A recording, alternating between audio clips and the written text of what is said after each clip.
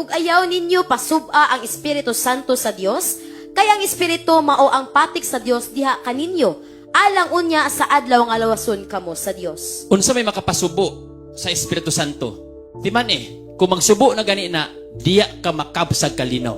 Because the Holy Spirit is the source of peace. The source of peace of mind.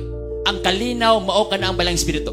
Busa kung magsubo gani na, diya na ka magkaguli ang tanawa gani si King Saul. Sa panahon ng gibiyaan sa balang Espiritu, mingon Biblia, gisamok, gihasol ang iyang hunahuna sa daotang Espiritu. Way kalinaw.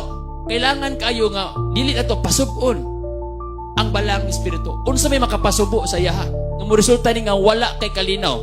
Biyain ninyo ang tanang kayugot, kapungot ug kasuko. Tuara, kung dili gani nimo na mabiyaan ng mga butanga, ayaw paghandom og kalinaw sa pamilya. Ayaw paghandom nga adunay kalinaw sa iyong pamuyo.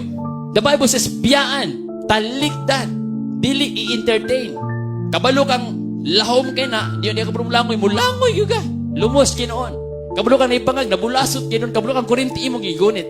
Kabalo ka nga ang tanang kayugot, kapungot, kasuko, makapasubo sa balang Espiritu. Nganong magsigipat ang kasuko? Muna usay kung mawala atong kalinaw. Kaya naman, ang balang Espiritu nagsubo man.